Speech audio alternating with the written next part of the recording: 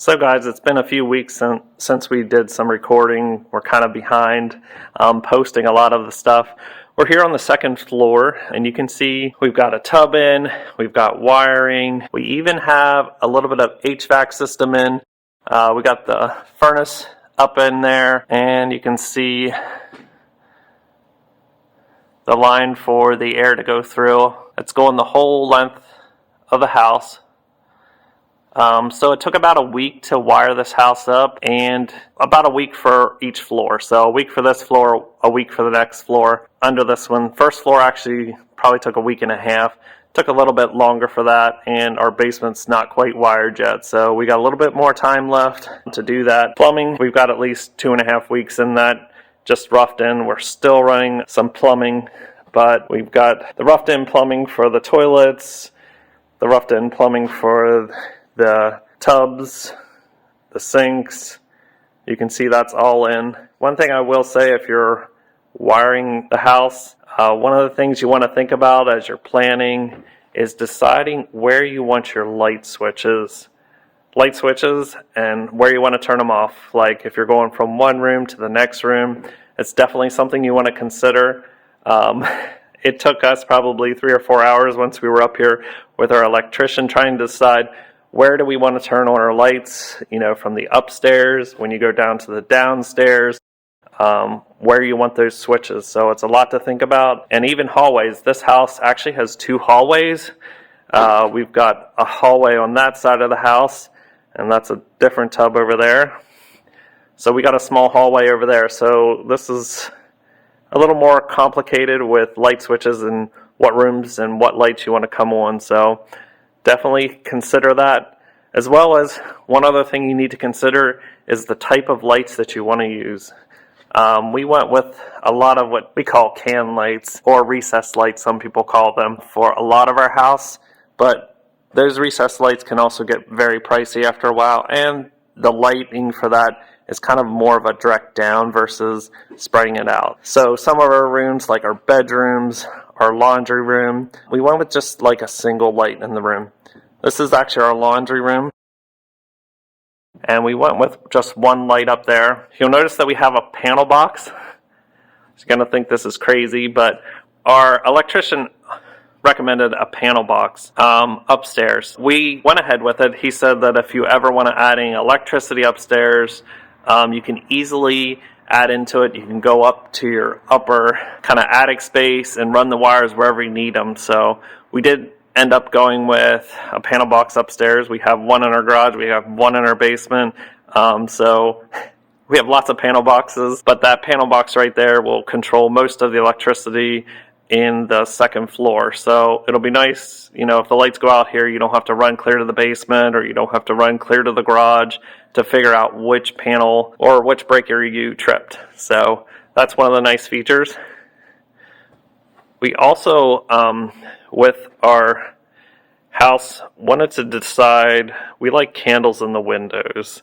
For all you ladies out there who like to see candles in your windows, especially in farmhouses, we opted for these candles that actually plug into the windowsill. And I'm going to get a little closer here. We'll see if we can take off one of these caps. And you can see it's just a regular plug there. And these have plug-in candles that are going to plug right down directly into that socket. And we wired all of our candle lights together. So for all the windows, at the flip of a switch, we can turn on all the candles in the entire house. So we are super excited about this. We've always had candles, but you have to plug them all in or go turn each one on individually. So we're excited to have this feature that we can switch them on and switch them off pretty simply. And the great thing about that is we put our light switch right in our room, so at night if we want to flip them off, we can, or if we want to turn them on because we forgot to do it, we can easily do that. So we're super excited about that. It's definitely an added cost, extra wiring. I think it's going to be well worth it. It's going to give our house a great feel throughout. So this is our living room, guys, and you can see there's some boards in between there. Those are actually 2x10 boards.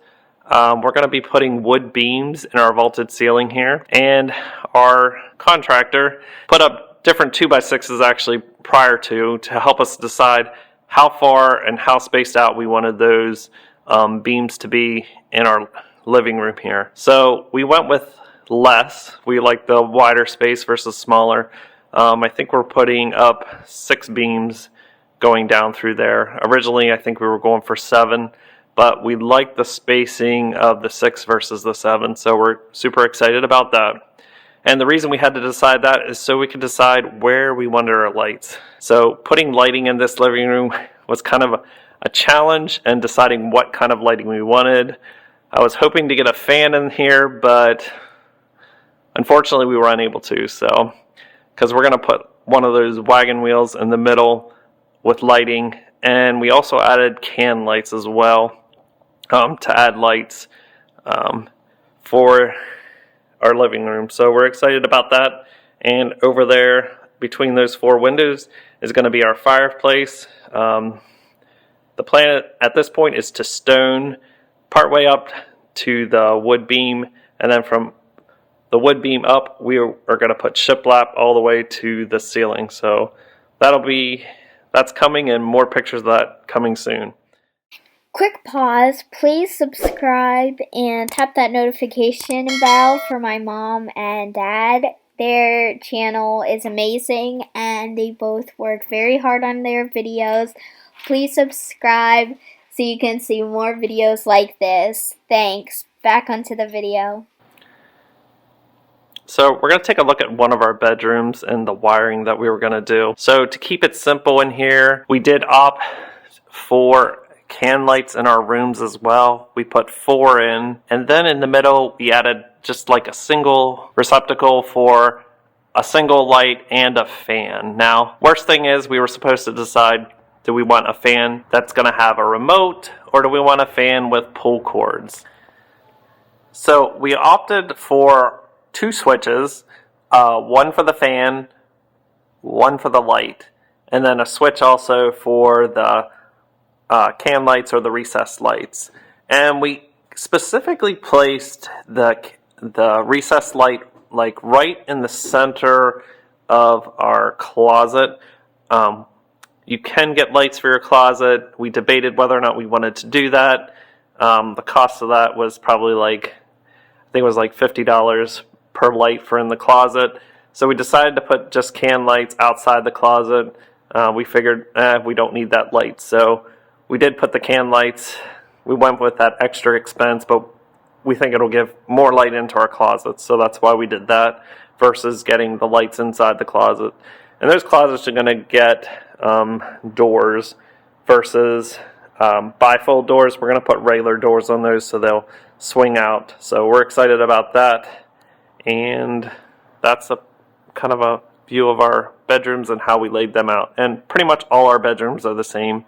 4 can lights, and then a switch for a fan and a center light. So that's how we did our rooms. There's so many different ways. That's one of the things you want to think about. How am I going to lay out my lighting in my rooms? So something to think about if you're building a new house. So we are back outside the house here, guys, and we wanted to show you a little bit of wiring, some cool things that we thought of, just to give you some ideas as well. You can see the blue boxes hanging right there, and there's one on the upper level as well. Those guys, if you like Christmas lights, we put those outside of our house to run Christmas lights along the upper eave and the lower eave as well.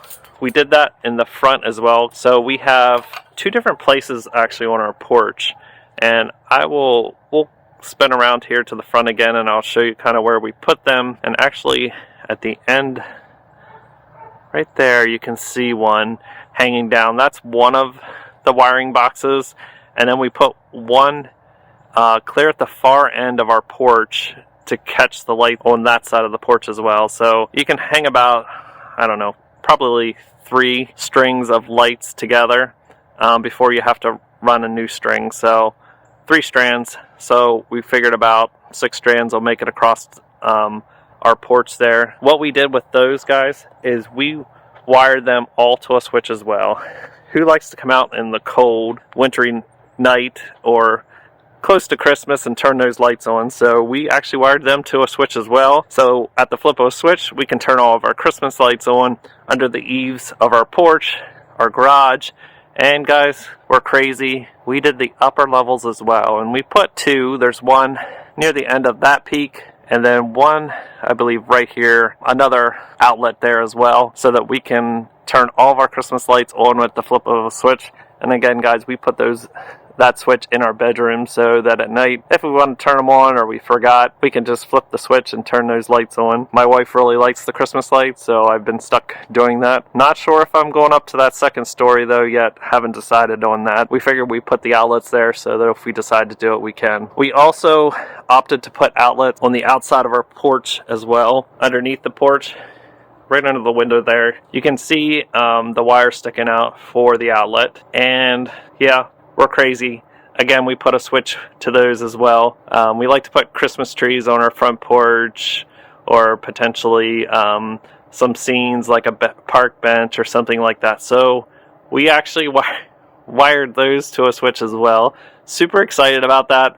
I get tired of coming out in the cold. Or hey, if you want to try the remote ones, you can try those, but good chances you're going to lose those remotes, or the batteries go dead, or they don't quite work right. So we opted for a switch that hopefully we don't have to come out in the cold anymore. And again, we put that switch near our room so that we can easily turn it on and off from our bedroom.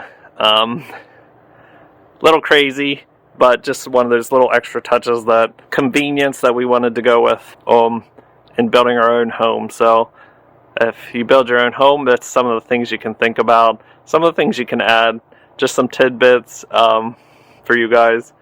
We're also considering putting heated walks in.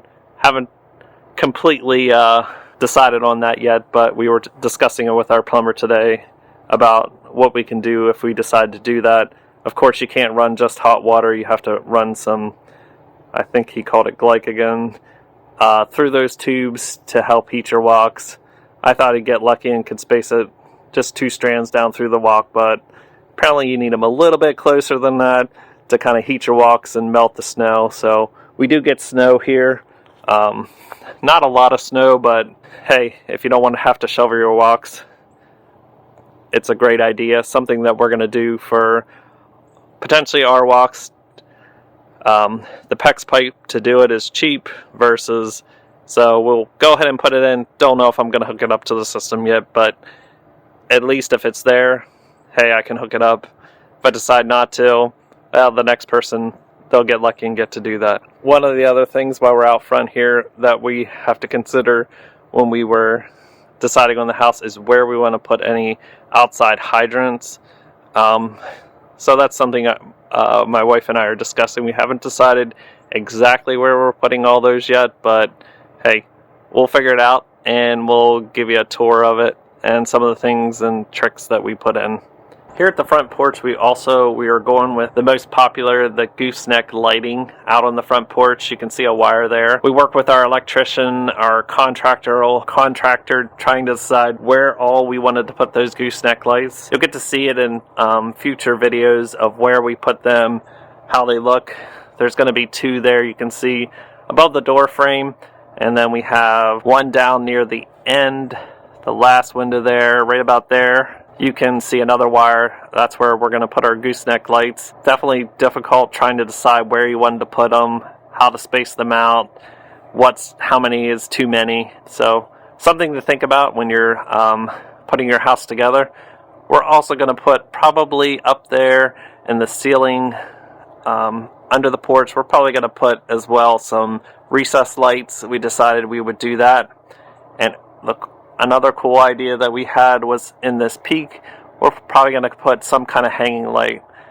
Now our contractor or our electrician gave us some really great ideas with that. He said about using fishing line if you have something hanging, that you may want to tie the corners so that light doesn't blow around when it gets windy and bang and break the glass or wet it. And so just a cool idea. Use some heavy fishing line to kind of tie your light and keep it stable while it's hanging there. But that's some of the things that we're doing. Alright, that's all. Hope you have a great evening. questions, comments, ideas of maybe some electrical things or cool things that you did with your house, shoot us a comment. I would love to hear some of the cool things that you did with your house so that we can kind of glean from each other and learn from each other and things that we want to do.